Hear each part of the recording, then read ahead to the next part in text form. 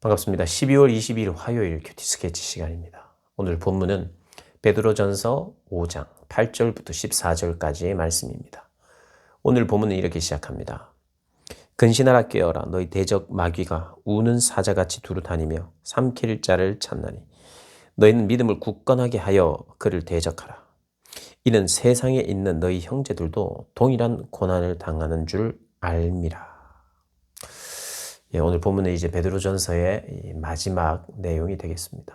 마지막에 모든 성도들을 향하여 마지막 권면을 하는데요. 이제까지 했던 권면의 요약입니다. 근신하고 깨어라.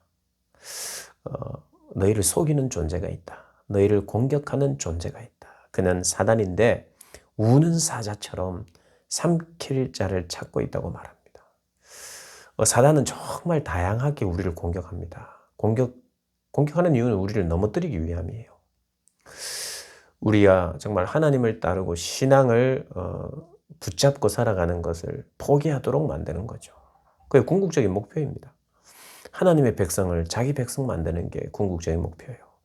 그가 가진 제한적이지만 그가 가진 능력 그리고 그 모든 지혜를 동원합니다. 우리보다 훨씬 탁월합니다. 우리는 감당할 수 없어요. 우리 힘으로는 감당이 안 됩니다. 우리는 주님을 의지하고 주님께 맡길 때 가능하죠. 믿음으로 또 주님의 이름으로 주님의 능력으로 우리가 승리할 수 있는 거예요. 우리 힘으로는 안 됩니다. 택도 안 됩니다. 그래서 우리가 할 수 있는 것은 하나님을 의지하는 것이고 오늘 본문은 그 의지함에 있어서 깨어 있어야 된다. 잠자면 안 된다. 근신해야 된다. 정신을 차려야 된다. 왜요? 사단이 공격해 오니까. 다양하게 공격합니다.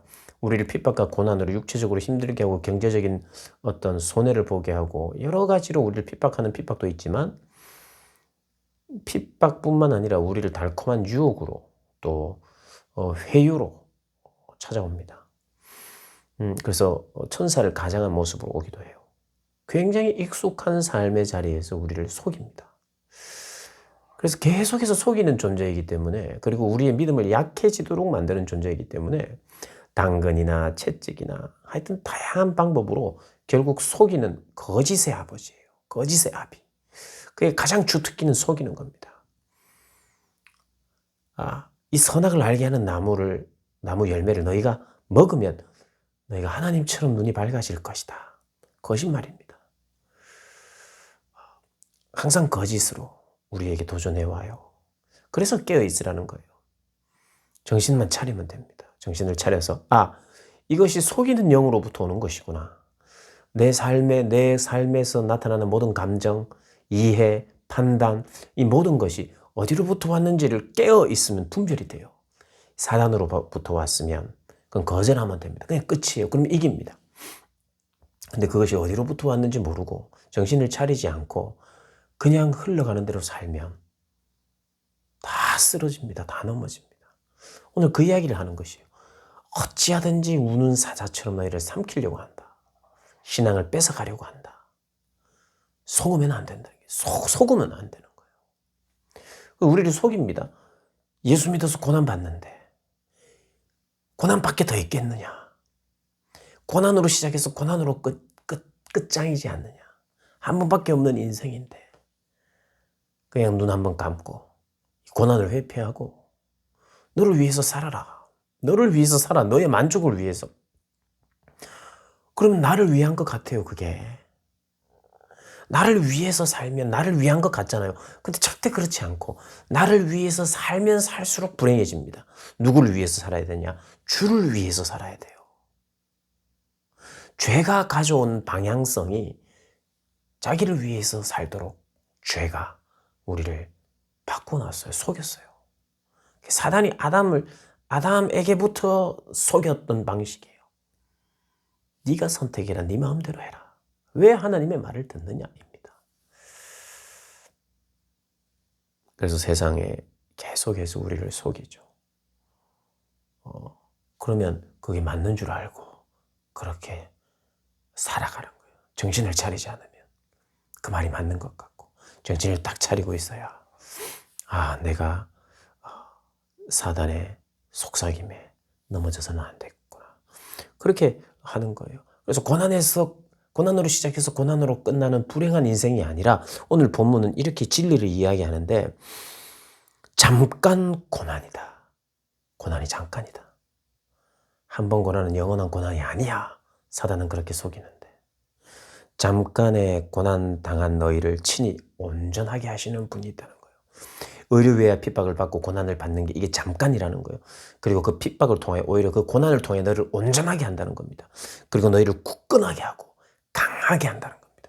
인생이 망하는 것이 아니라 인생이 그냥 기울고 넘어지는 게 아니라 강해지고 온전해지고 굳건해지고 그리고 나의 터가 더 견고해진다는 거예요. 여러분 잊지 마십시오. 세상을 거절하고 세상의 가치와 사상을 거절하며 고난을 받기를 즐거워하면 강해지고 터가 굳건해지고 온전해진다고 말합니다.